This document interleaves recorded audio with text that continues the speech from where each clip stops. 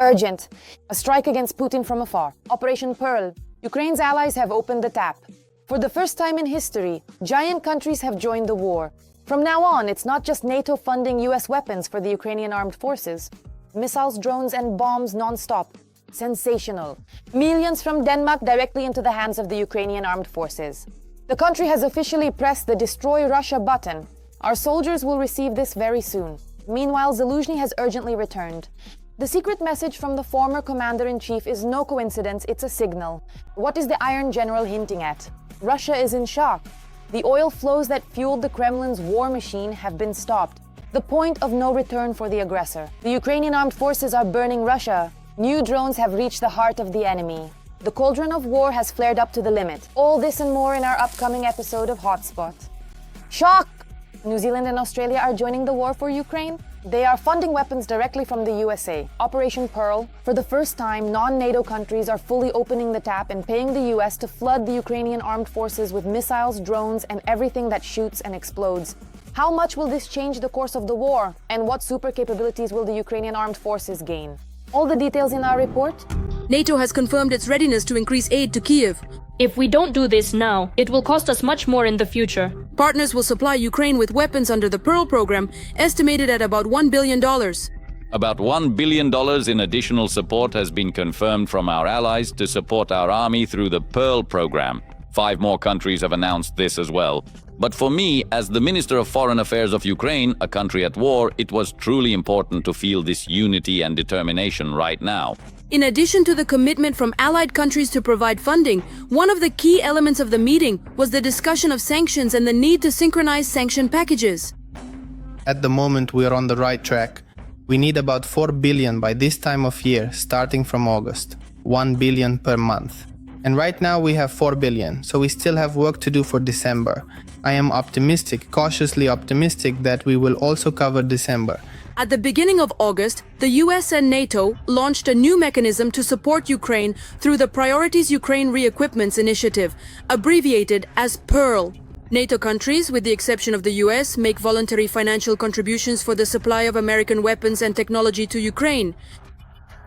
PURL is an initiative in which European countries purchase American weapons and transfer them to Ukraine through NATO in order to bring this war to an end. If we've learned anything during President Trump's time, it's the active use of force to achieve peace. Peace is achieved through strength, not through harsh statements or threatening gestures.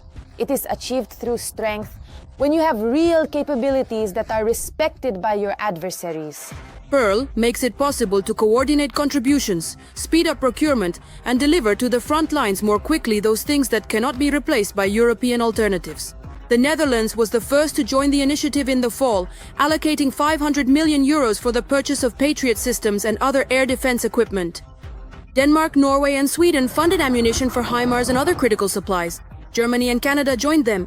Belgium, Lithuania, Latvia, Estonia, Iceland, and Luxembourg have announced their readiness to join the 5th funding package.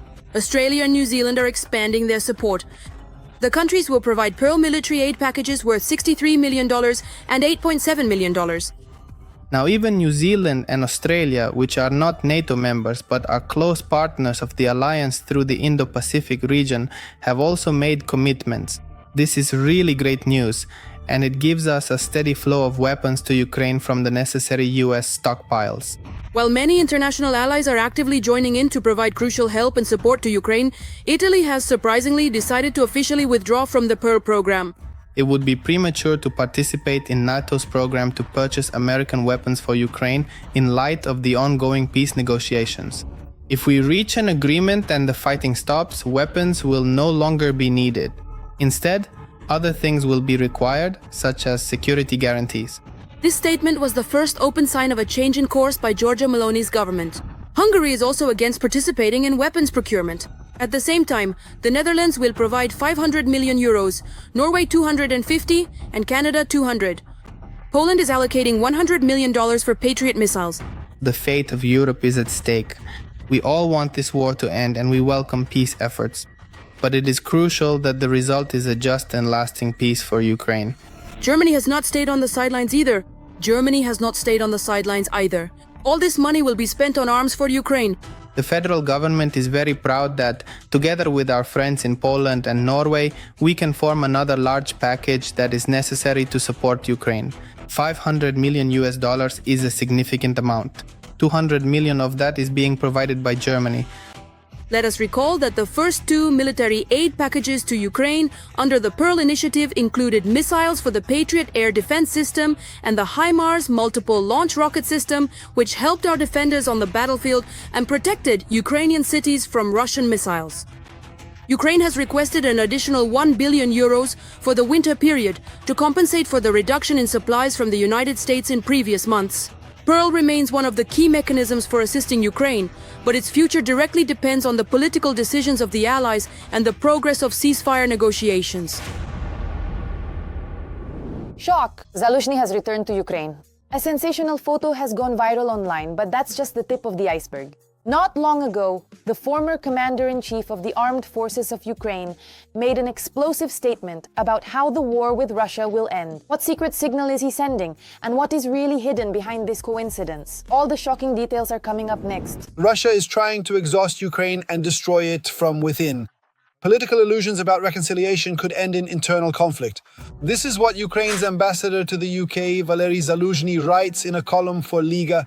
No, the former commander-in-chief of the armed forces of Ukraine, after a long period of silence and working in the foggy Albion, seems to have returned not only to the information space, but has also physically come back to Ukraine. After the resignation of the head of the president's office, Andriy Yermak, and the unstable political situation, it appears that Ukraine's president, Volodymyr Zelensky, has played his trump card. This is the return of the former commander-in-chief of the armed forces of Ukraine. There is an opportunity, for example, to quickly bring Zaluzhnyi back from London. This would immediately strengthen Ukraine's position as a whole. And to a large extent, Zaluzhnyi is sitting in London as an ambassador, well, as far as I understand, precisely for such a moment when some consolidation is needed in the face of an external threat. And the external threat here lies precisely in the instability of the United States' position regarding this war, because their position is wavering. In his recently published column for Liga, Zaluzhnyi notes that only a crushing defeat and loss of independence would definitely follow a quick peace. He suggests focusing on the idea of a ceasefire. As for final peace agreements with Russia, in his opinion, they are only possible if there is a 100% security guarantee. Such security guarantees could include Ukraine joining NATO, the deployment of nuclear weapons on Ukrainian territory, or the stationing of a large military contingent capable of countering Russia. However, this is not being discussed today. And given the technological and doctrinal unpreparedness of any NATO member country or any other country except for Russia, Ukraine and China, this issue fundamentally cannot be considered. After Russia failed to physically conquer Ukraine, the former commander-in-chief is convinced that the Kremlin has focused its non-military efforts on undermining Ukrainian society from within, a so-called strategy of attrition. The strategy of attrition has its own decisive blow. And if, for the enemy, this means bringing the country to collapse due to military actions, as well as the political and economic situation, then what exactly is the decisive blow in this scenario? If we look back at history, the answer is obvious. It is civil war.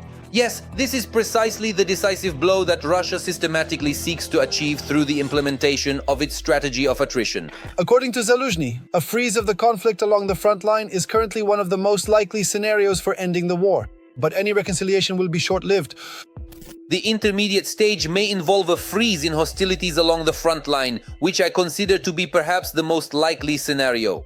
Whether anyone likes it or not, these are the objective realities that are taking shape both on the battlefield and in economic, social and political terms.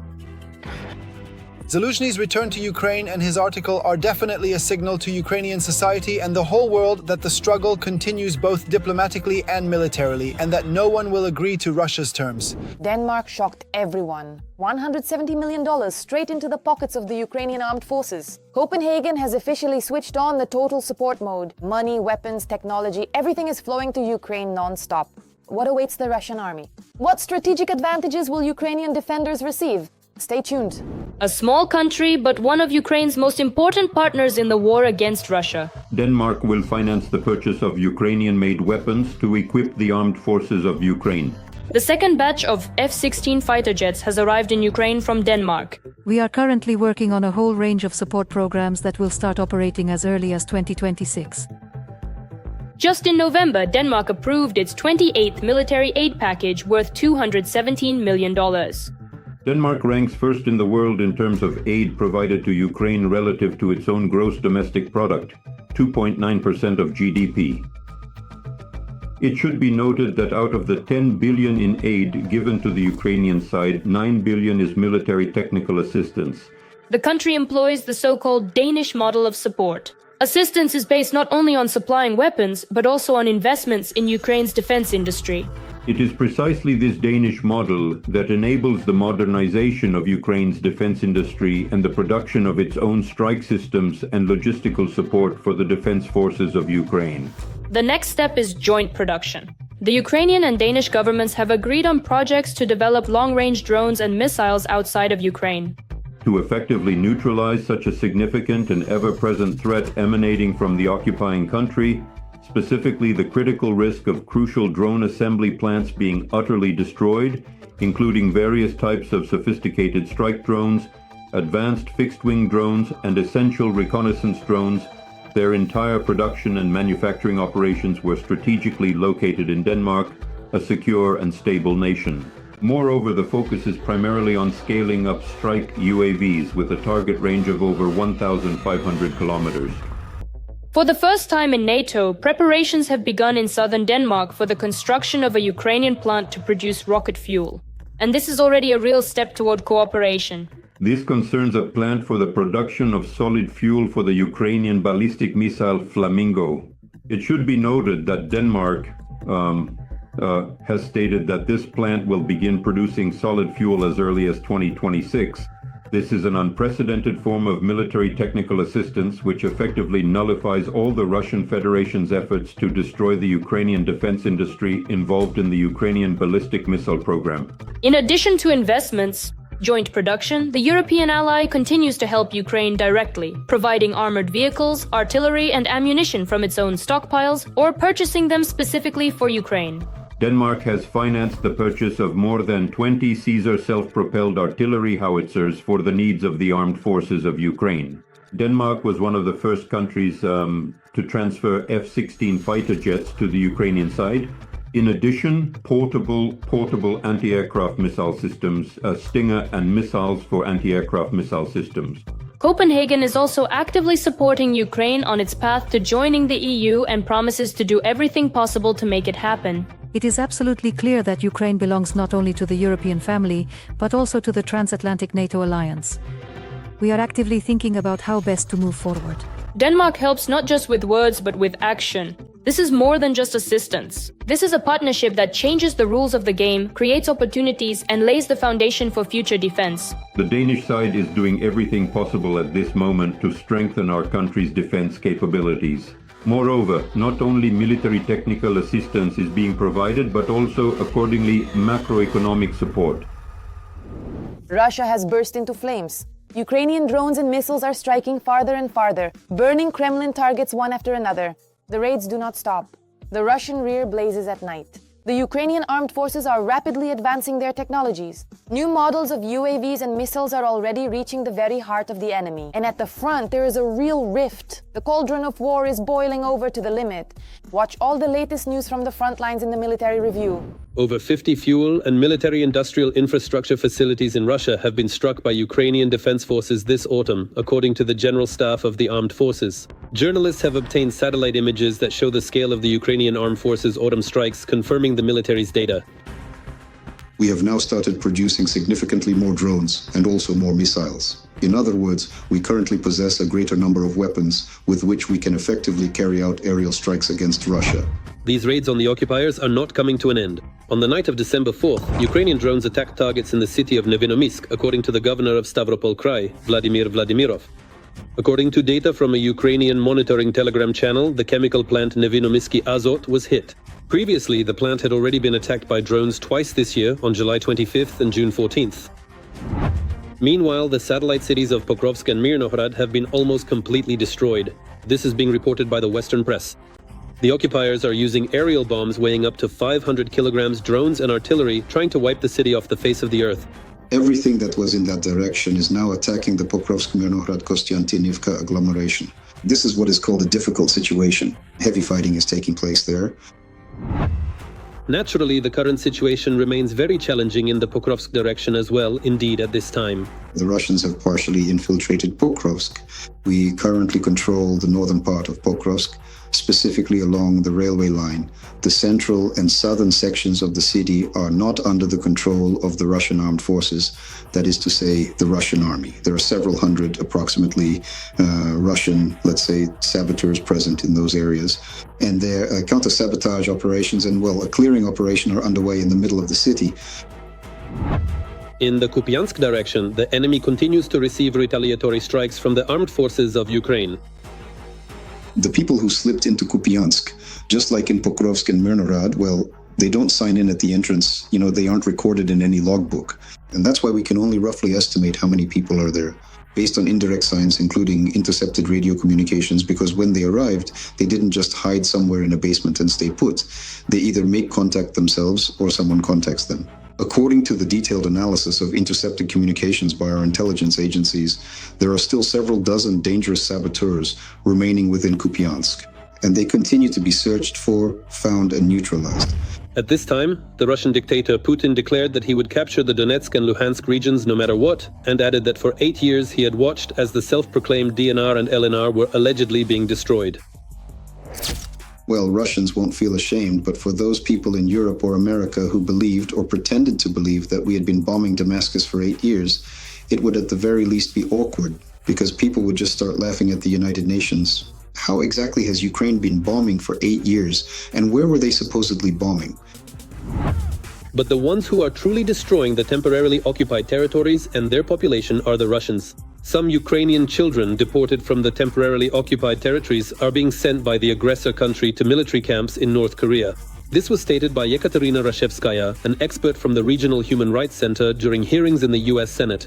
At this point, 165 military camps have been documented where Ukrainian children are being militarized and Russified. Every voice matters. Join our community, support independent journalism and help us bring you the truth from Ukraine. Become a member of Ukraine today. Join us now. Russia is in shock. The Kremlin's oil artery has been blown up. A massive explosion has rocked the Druzhba oil pipeline, one of Moscow's key channels for pumping oil to Europe. The flows that for years fueled Russia's war machine have cracked right at the heart of the regime. What does this disaster mean for Moscow? Why could this become a point of no return for the aggressor? All the sensational details. Coming up next. Once again, the Druzhba oil pipeline has exploded on Russian territory. Sources in the Ukrainian Defense Intelligence told several Ukrainian media outlets about this.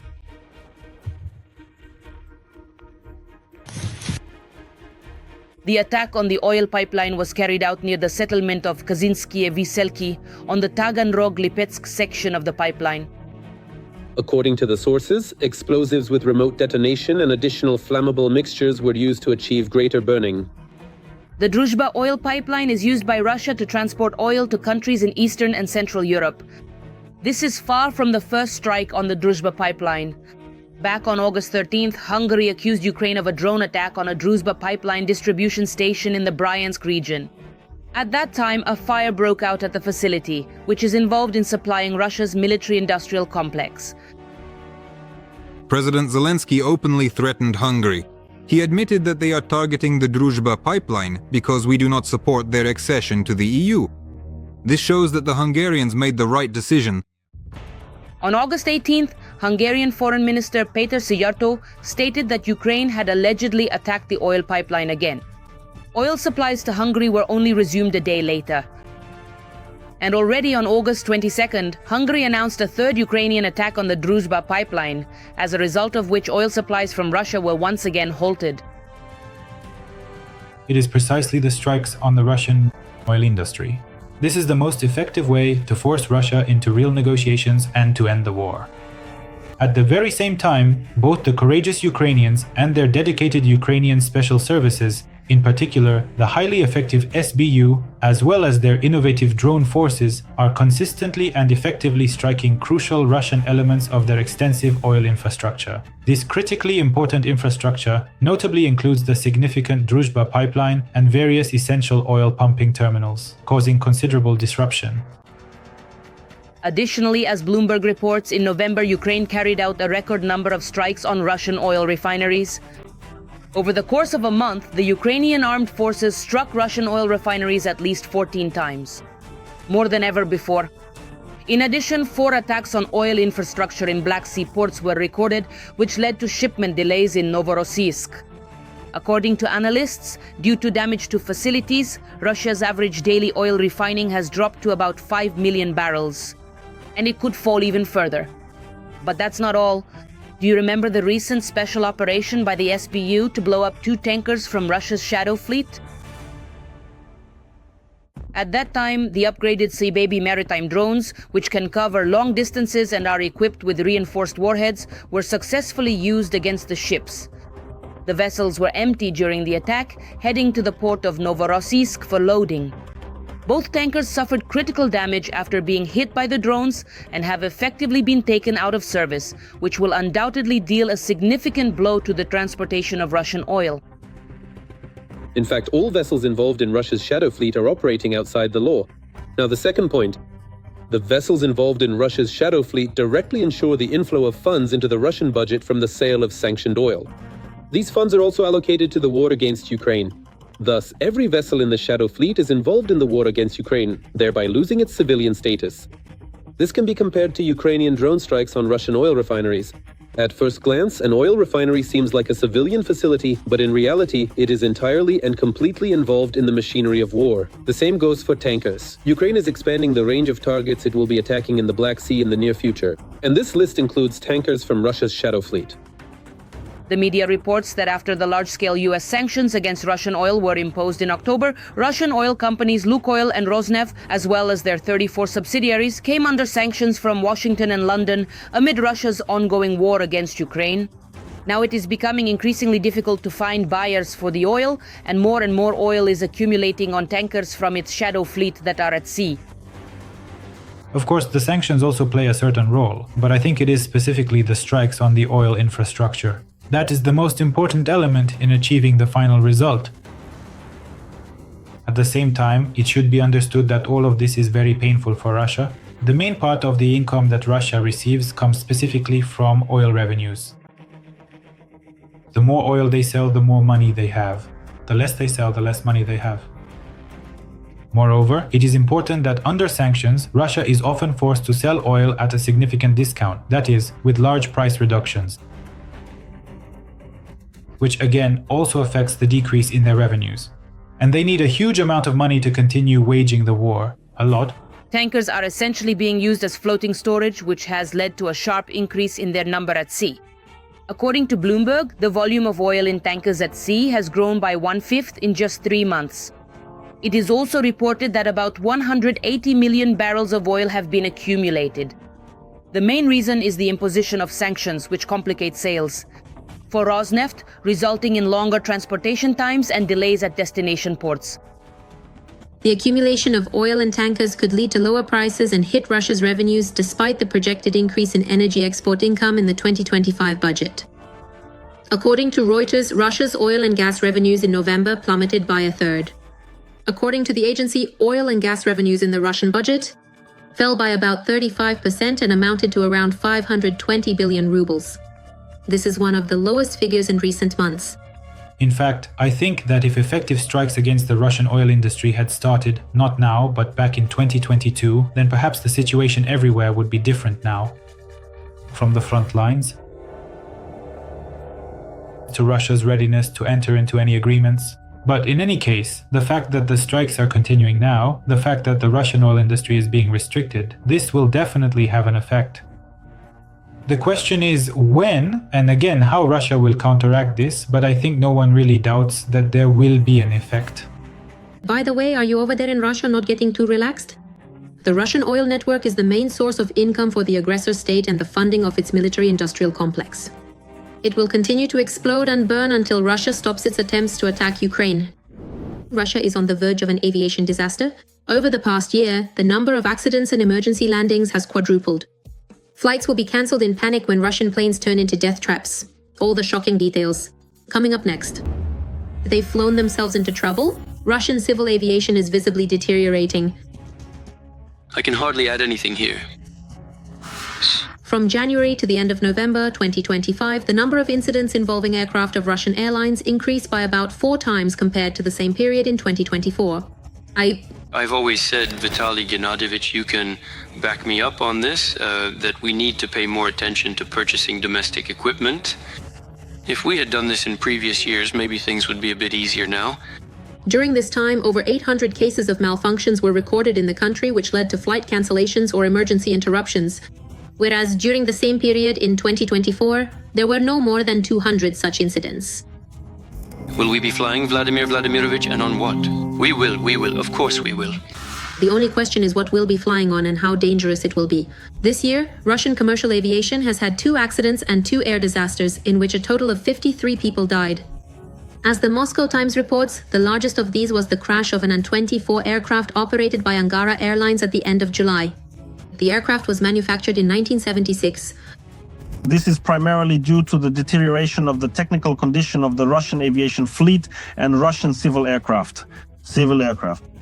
Nevertheless, we see that precisely over the course of last year, and in fact at the beginning of this year, Russian civil aviation and civil aviation authorities repeatedly appealed to ICAO with requests to lift sanctions from Russia in order to allow access to Western components and spare parts for aircraft. Boeing and Airbus, which actually account for 80 to 90% of all air transportation in Russia. In early October, the head of Rosaviatsia stated that according to the less optimistic forecast, in the next 5 years, Russia could lose 339 aircraft, including 109 foreign-made ones. According to the agency, the Russian airline fleet currently consists of just over 1,000 civil aircraft. Overall, this means that on average, about 50 to 60 aircraft will be decommissioned each year. So first of all, this is over the course of 5 years. Secondly, we're actually talking about more than half of the Western fleet that Russia is currently operating. According to various estimates, there may currently be about 500 to 600 Western airliners in the Russian Federation's fleet, about a third of which can no longer be used in regular service since frequent breakdowns or a lack of spare parts for repairs lead to because these planes are essentially sitting idle or have become victims of so-called aviation cannibalism. After the war began, the Russian authorities decided to save the aviation industry and announced a program to revive the domestic aircraft industry. It was planned that the production of civil aircraft in the country would, within just a few years, reach the level of the Soviet Union, and that by 2030 companies would receive more than 1,000 domestically produced planes. But all of this turned out to be just words. At the beginning of 2025, the government decided to cut the aircraft production plan by 1.5 times. We see that the level and technologies necessary for the production of these aircraft and airframes are critically dependent on Russia's ability to purchase Western components, Western parts, Western technologies, and among other things, the corresponding production equipment for the manufacturing of certain components or systems. In other words, if we look to the future, Russians won't be able to fly for much longer. We can see that Russia continues to use the so-called parallel import mechanism, which essentially allows for the re-export of components and spare parts. Secondly, this critical situation leads to airplanes being fitted with spare parts of highly unclear and questionable origin, including components that were previously used. This unfortunate circumstance inevitably leads to a significant decrease in overall flight safety and a continued alarming increase in aviation equipment failures across the board. And as a result, we will see a rise in the number of air crashes, including casualties associated with them. The lifting of Western sanctions could have saved Russian civil aviation. However, such a scenario is currently impossible. And new airplanes mean long-term orders, contracts spanning decades and billions of dollars, which Putin's Russia critically lacks because of the war.